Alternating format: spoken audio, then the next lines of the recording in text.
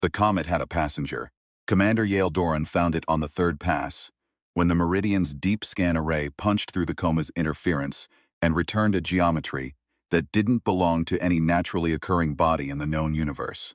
She was halfway through her coffee when the numbers appeared on her screen. She set the mug down very carefully, the way a person does when they want their hands free for whatever comes next. "Run it again," she said. Lieutenant Priya Ose ran again. The object was 180 kilometers in length. Its cross-section was roughly cylindrical, with lateral protrusions that the computer kept trying to classify as wings before abandoning the attempt. Its surface registered at absolute zero, not the ambient near absolute zero of deep space, but a precise, maintained zero, as if something had bled every quantum of heat from it over an enormous span of time, and the system that performed the bleeding was still running, maintaining it. A machine that had been running since before Rome, since before writing. The computer modeled the vessel's estimated age, hedged, modeled it again, and settled on a range between 11,000 and 400,000 years, with the confidence interval of something that had given up on precision. "Jesus," said O.C. "Get Reyes," Doran said. "Get everybody." She spent the next 3 hours being careful and professional. She documented, she cross-referenced. She wrote 2 full pages of notes in the small, dense handwriting she used for things that required rigor. And she made sure the ship's recorder was archiving everything in triplicate, because she understood, with a clarity that bypassed conscious analysis and arrived as sensation in her sternum, that whatever came next would be reviewed by people who needed to understand exactly what choices she had made and why. She had been making careful choices for 22 years. She intended to keep making them. They went in with suits and cutting torches and 2 centimeters of caution, which turned out to be about 2 centimeters too much. The ship's interior had been designed, if designed was even the right word for something that had been grown or extruded or willed into shape, by something with spatial intelligence far beyond engineering convenience. Corridors curved in directions that made the inner ear argue with itself. The material of the walls was neither metal nor composite. It absorbed light and gave back a faint blue luminescence that made every surface look like deep water. Hundreds of creatures were arranged along the main passage in recesses, cut into the wall, each the size of a large dog, each with a wingspan that would have cleared 4 meters in life. They had been dead for a very long time. Their bodies were desiccated to translucency, like dried flowers pressed in a book, each one slightly different in posture, each one with the suggestion of intention in its arrangement. A wing angled just so, a head turned at a specific degree, as though they had chosen these positions before dying, organized themselves into a final configuration that meant something in a language no one living could read. Doran moved through them with her helmet lamp and felt the specific unease of standing in a place designed for a psychology she could not parse. At the center of the ship was a chamber that the passage opened into like a held breath releasing. In the chamber were 3 pods. The pods were translucent, roughly the size of upright coffins, and each contained a figure suspended in a clear medium that the team's chemist would later spend 6 weeks failing to identify. It had no chemical signature. It registered on no spectrometer. It appeared to exist in a state that the chemist's final report described, with a visible weariness, as thermodynamically inconsistent. 2 of the figures were male by human anatomical standards. The third was female. They were hairless and pale, their features precise in a way that human faces rarely achieved. Not beautiful so much as geometrically resolved, every proportion arrived at through some calculus more demanding than evolution. Their eyes were closed, their chests did not move. Doran stood in front of the female figure for a long moment with her helmet lamp throwing shadows over that face, and she felt something she couldn't name. Not attraction, not fear, but a pull, like standing at a cliff's edge in high wind and feeling the wind lean into you. The feeling had a quality of familiarity to it, as though this specific sensation had been waiting for her specifically, had her shape built into it, like a key's shape built into a lock. She stood with the feeling for 10 seconds. She named it. She categorized it. She filed it in the section of her mind marked "Things I do not trust." "We document and we withdraw," she said. Nobody touches anything. Nobody argued. They documented for 6 hours and withdrew. Doran logged the feeling and said nothing about it to anyone. The next morning she authorized the retrieval of the pods. She told herself it was the right call scientifically. She told herself it was the right call for humanity. She wrote both arguments in her log, with the careful language of someone building a record. She did not write about the feeling, because writing about it would have made it documentable, and something in her did not want it documented. That something was the first mistake. She recognized it as such, much later, sitting in a debrief room with the specific quality of stillness that comes after catastrophe. The second mistake was made 40 hours later by a biochemist named Dr. Fausto Vello, who decided that the female figure required a tissue sample, and reached his bare hand into the pod's membrane without waiting for the containment team to set up a full barrier. He said afterward, in the 90 seconds before he stopped being coherent, that his hand had gone numb at the wrist, and then warm. The warmth spreading up his arm and into his chest like swallowing sunlight, and that it had been the best feeling of his life. Then his life left him through his eyes. The woman, the thing wearing a woman's geometry, stepped out of the pod with the unhurried calm of someone who had been patient for several millennia and saw no reason to rush now. She left Vello where he lay, his body beginning the irreversible cellular collapse that the Meridian's medical team would spend the next hour documenting with shaking hands. She walked. She was nude and generated no self-consciousness about it, and the 12 people in the lab had the uniform experience of feeling their higher cognition dim slightly when they looked directly at her, the way staring at a bright light left afterimages on the retina. 3 of them walked toward her. She let them come. Afterward, there were 3 more bodies, each as drained as Vello's, husked out, skin tightened over bone, expressions of overwhelming peace, as though dying had been the most pleasant surprise of their lives. She walked to the ship's hull and waited. The hull opened for her as if it had been waiting for precisely this. She stepped out into the dark between stars, without a suit and without concern, and Doran, watching from the secondary observation bay, felt the pull in her chest intensify to something close to pain before going quiet, like a radio tuned off. The Meridian screamed into the deep channel comm, then went dark. The ESA Rapid Response Shuttle Kestrel reached the Meridian 14 hours later and found a ship that had been gutted from the inside in a pattern consistent with fire, except no accelerant was ever identified, and the burn signatures were inward-facing, as if the heat had originated in every room simultaneously. The 3 pods were intact. The figures inside, the 2 males, still suspended, had not moved. The 22 members of the Meridian crew were present but not alive, in any functional sense. Their cellular energy catastrophically and completely depleted in a pattern no pathologist had a classification for. Of Meridian's commander, Yale Doran, there was no sign at all. Then the escape pod beacon lit up from the lunar far side, and everything changed shape. Doran was alive. She was conscious and lucid, and had apparently survived by locking herself into the emergency pod with 2 days of oxygen and a very specific kind of guilt. The Kestrel retrieved her and she sat in the debrief compartment, wrapped in a thermal blanket, answering every question a flat, methodical voice, except for the questions about the female figure, which she answered in a voice that was not flat at all. "I let her out," she said. "The pod seals were intact when I let her out." She looked at her hands. The thermal blanket was silver and her hands were very still on top of it. I knew what she was. I could feel it the whole way back, the entire transit. It's like something nested in my skull, warm, heavy, like being full after being empty for a long time. She paused, organized something internally, continued.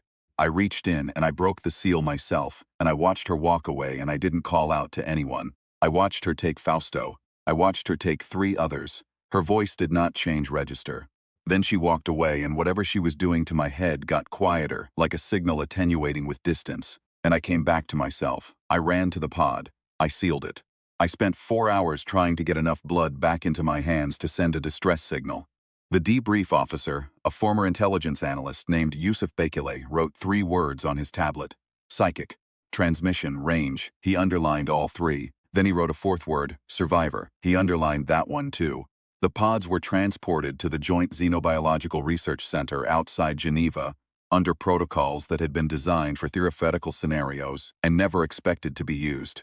The 3 figures were placed in a sealed negative pressure lab, with 24-hour surveillance, and a standing armed response team outside the doors, and another one down the hall, and a 3rd one in the building's lobby, because Director Adaeze Obi had read the Meridian reports 3 times and decided that inconvenience was a reasonable price for caution.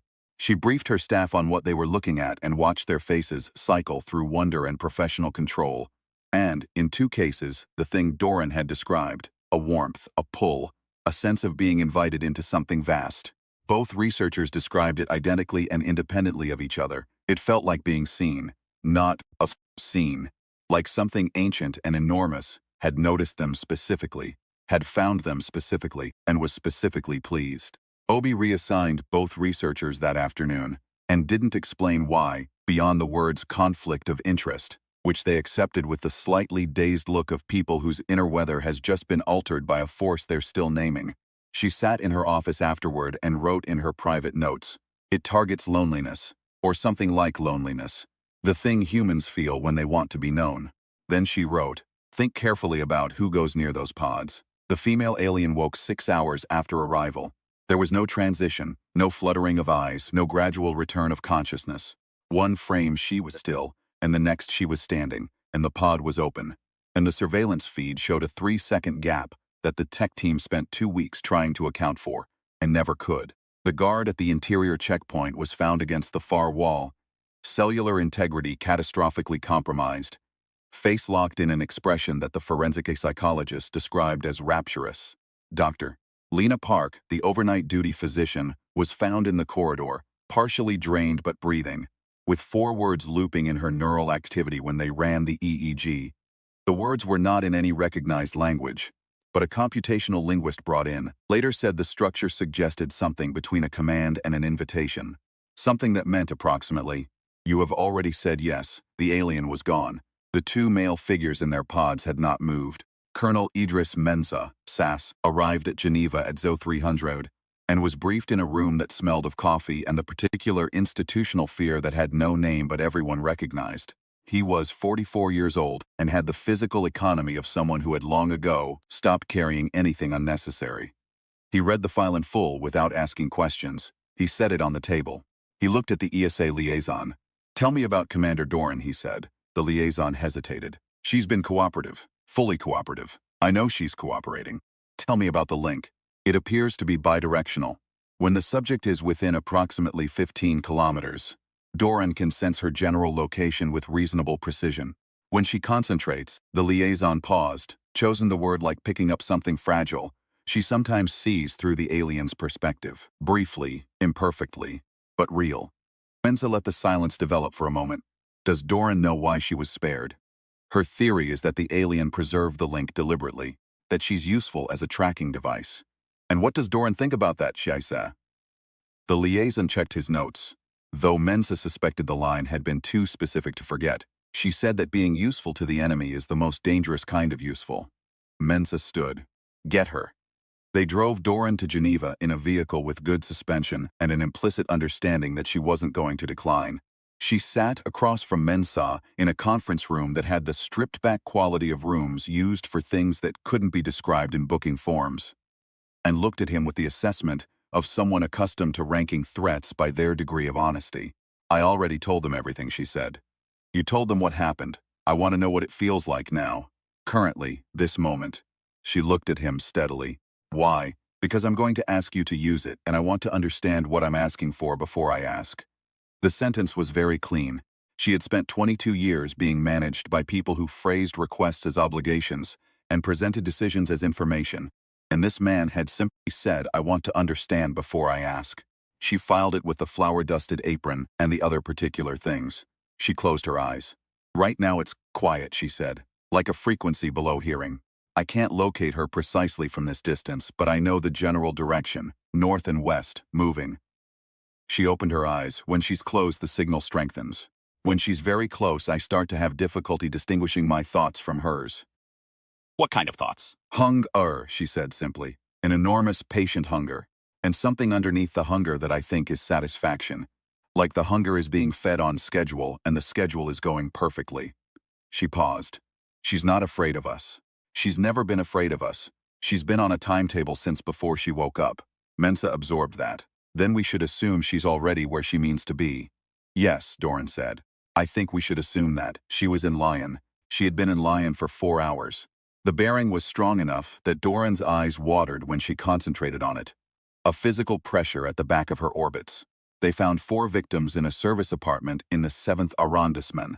Same cellular signature as the Meridian dead. Same expressions of terrible peace. Same comprehensive metabolic collapse. A neighbor had heard nothing. The building's cameras showed a woman in a gray coat walking in at 2200, walking out at 300, and the footage of the doorway between those hours had developed the same 3-second gap as the Geneva surveillance feed, recursive, as if the alien carried her own gap with her. They followed the bearing north. The 2 male aliens escaped Geneva during the night, leaving the pods open and the containment team unconscious and unharmed, which Obi considered the most frightening detail. They could have killed the team. They chose not to. The choice implied a plan that didn't require those deaths yet. They moved differently from the female. No trail of bodies, no thermal signature, nothing that registered on any scanner except the subtle neurological disruption they left in their hosts. A softening of the will, a brief amnesia, a 3-hour window of deep suggestibility during which the host would comply with any request framed quietly enough. Each compromised host then became a vector. A touch was sufficient, hand-to-hand, shoulder-to-shoulder in a crowd, a doctor's fingers on a wrist. The transition was invisible, it accumulated, Doctor. Obi modeled it from Geneva on her 4th sleepless day and called Mensa while he was standing on the A6 in the rain. I think they're building a network, she said. Not converting people, priming them. Like pre-charging a battery, each primed individual can prime others, it multiplies. She was quiet for a moment. If I'm reading the spread correctly, we have somewhere between 6 and 10,000 primed carriers in continental Europe right now. Possibly more. What happens when they activate? Mensa said.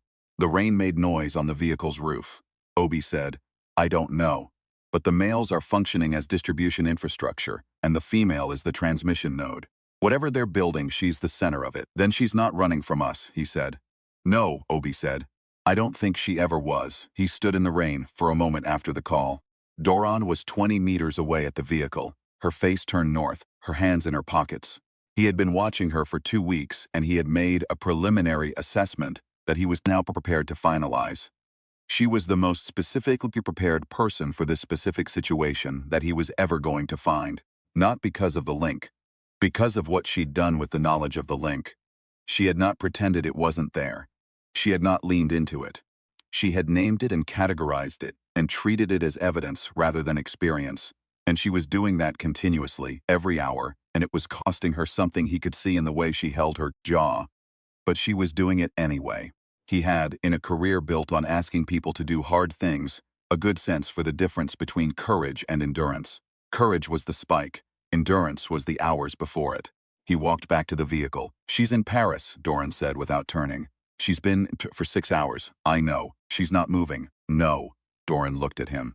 She's waiting. Yes, for me, he held her gaze. Yes. She looked back north for a moment, then she got in the vehicle.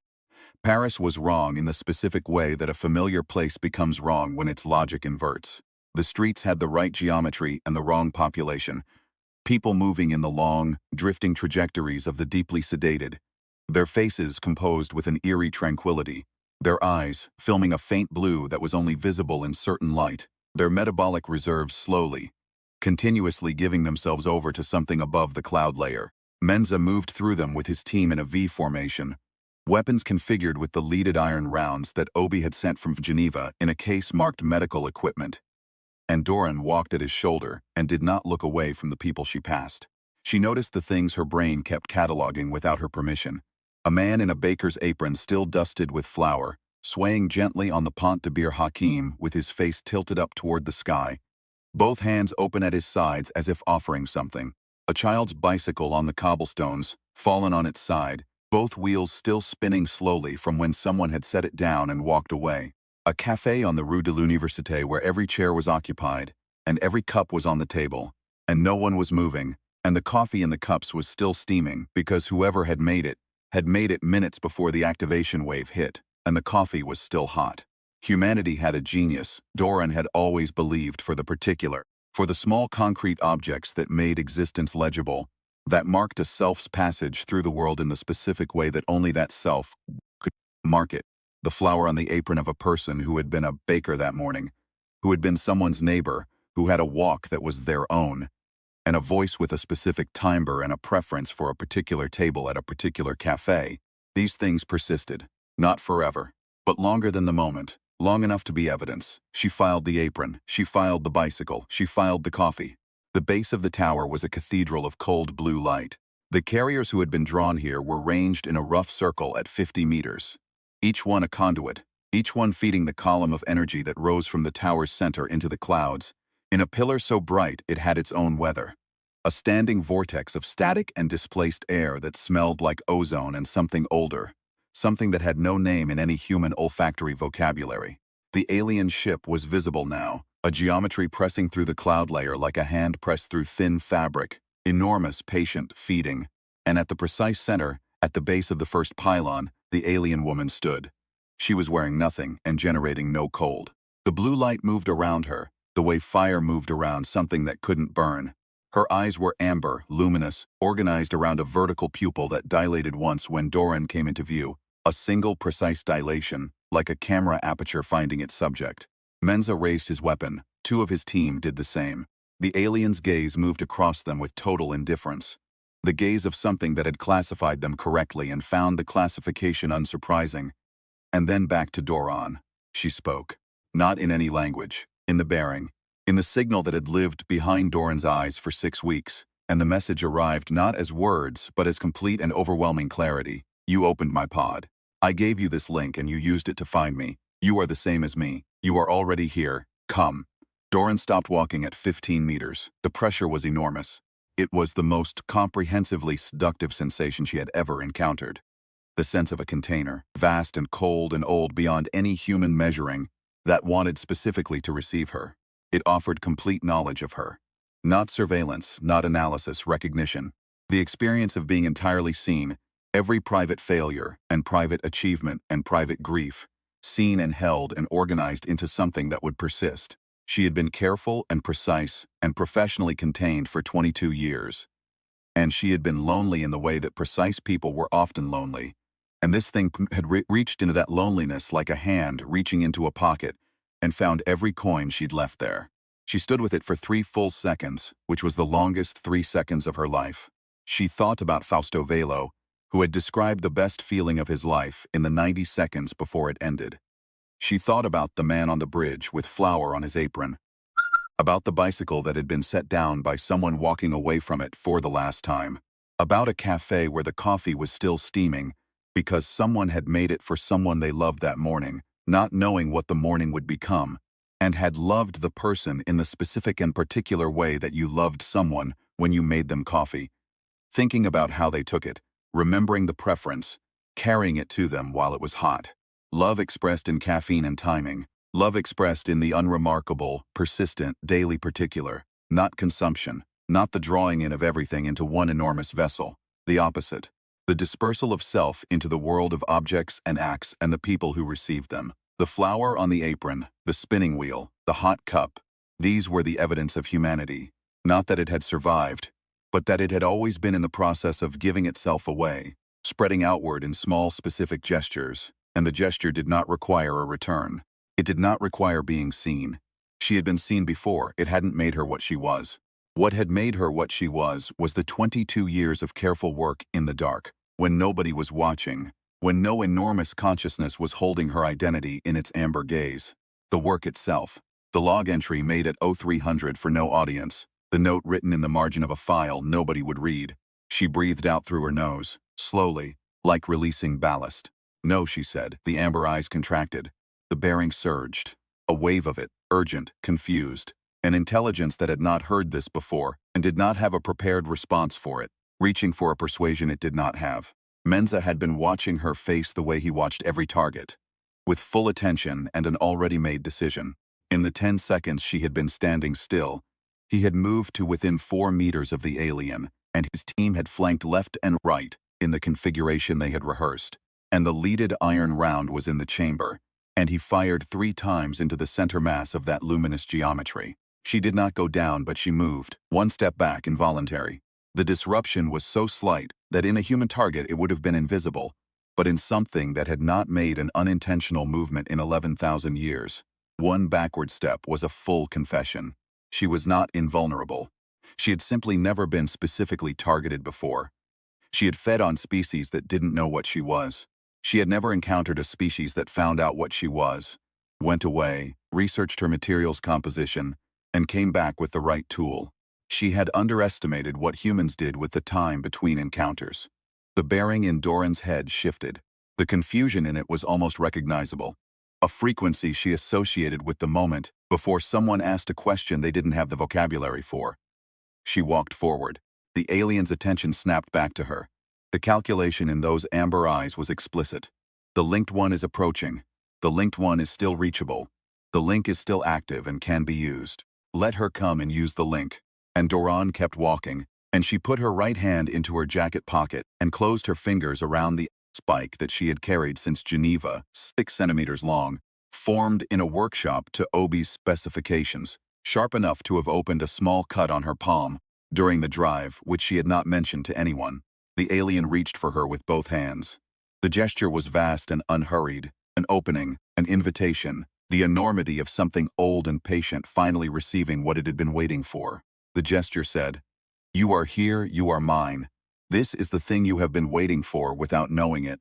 This is the completion you have been approaching your entire life." For one full second, Doran felt her body want to answer it.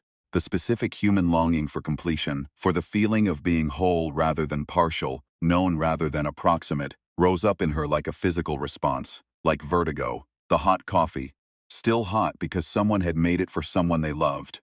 She drove the spike into the junction of the alien's throat and shoulder, which was where Obi had marked on the schematic in red ink with 3 annotated references, and the words highest concentration of transmission nodes. This is where the energy exchange pathway is densest. This is where a conductor lodged in conductive tissue will interrupt the circuit. She looked at the alien while she did it. She did not close her eyes. The light was extraordinary. It came out of the alien in every direction simultaneously, blue-white, silent. The entire accumulated column over Paris, reversing in an instant, as though a massive pump had been thrown into reverse, the city's borrowed energy returning to its owners in a wave that swept outward from the tower, in a ring that the ESA satellite recorded as a thermal and electromagnetic pulse of significant magnitude. The analyst would argue about its classification for years. They would eventually stop arguing and write unknown mechanism in the box. The carriers at the circle's perimeter sat down where they stood. All of them, all at once, simply and without drama, like children suddenly and genuinely tired. The column over Paris died. The alien ship in the outer atmosphere lurched sideways, stabilized, lurched again with a visible desperation. The light between the cloud layer and the ship changed quality. Less column, more spatter, like water losing pressure. The alien was on her knees. She was still looking at Doran. The amber eyes were still open, and in them Doran saw something she had not anticipated. Not anger, not hate, not the rage of something bested. Something more disorienting than that.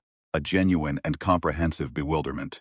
The expression of an intelligence that had fed on worlds, that had run this procedure across geological timescales, that had never encountered a successful refusal, confronting for the first time in its existence the concept that a target could understand the offer completely and decline it anyway, not out of ignorance, not out of inability, out of preference.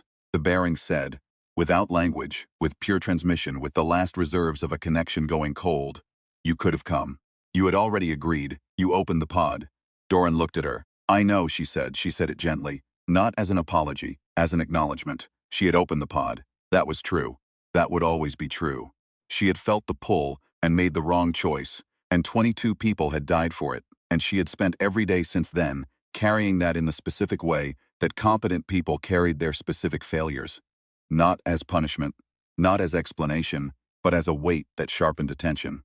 The alien fell. The light went out of her slowly, the way light went out of things that had held a very great deal of it. The ship above Paris listed over 4 slow minutes, and then began to climb. Not with the purposefulness of controlled departure, but with the reflexive withdrawal of something wounded, bleeding altitude, pressing through the cloud layer, and then the upper atmosphere, and then past the last human satellite's coverage range. Back toward the dark, back toward the comet that had carried it for longer than human civilization had existed. Mensa stood at Doran's shoulder and watched it go. Around them Paris was waking up, not all at once, in patches. In the particular details first, which was how Doran had always believed consciousness returned. Through the specific and concrete before the general, the body before the idea, the sensation before the name for it.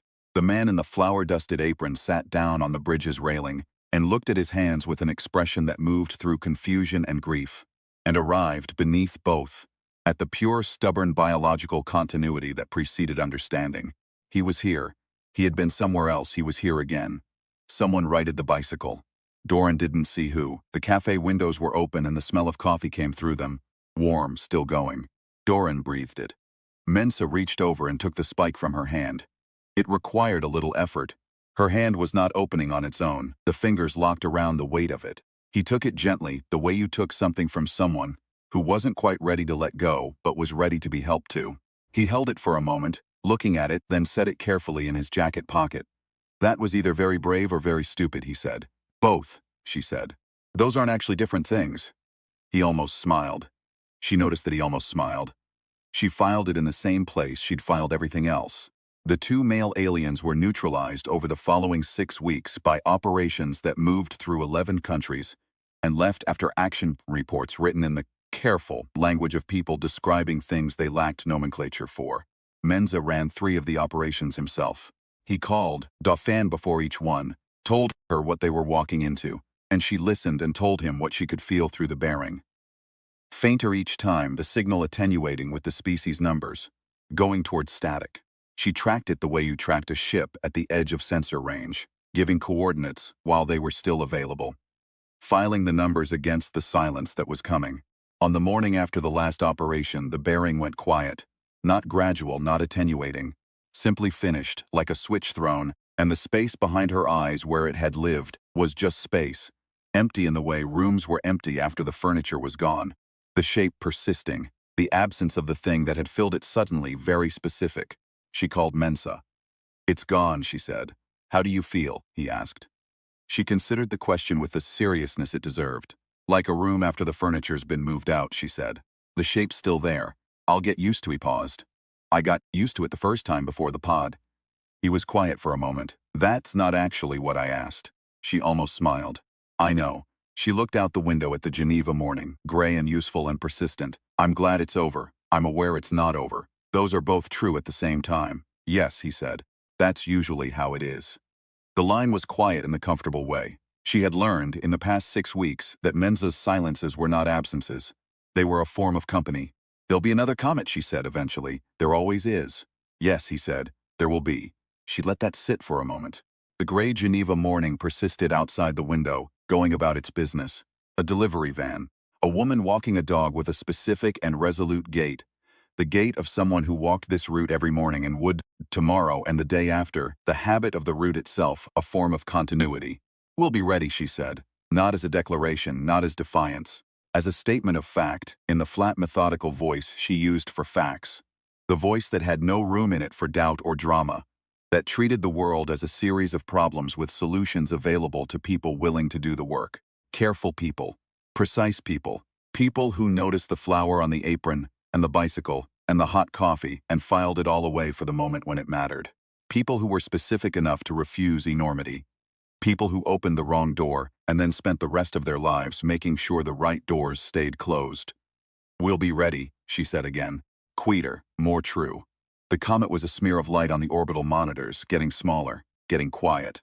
Doran made coffee, opened the next file, and started writing in her small, dense handwriting. The handwriting she used for things that required rigor. The first field report on what had worked and why and what to do differently when it happened again. Because it would happen again. The universe was vast and patient, and had been building toward this for longer than human language had words for. That was simply the terrain. You didn't choose the terrain. You chose what you brought into it, and what you were willing to carry, and what you were willing to set down. She wrote until the coffee was cold. Then she made more.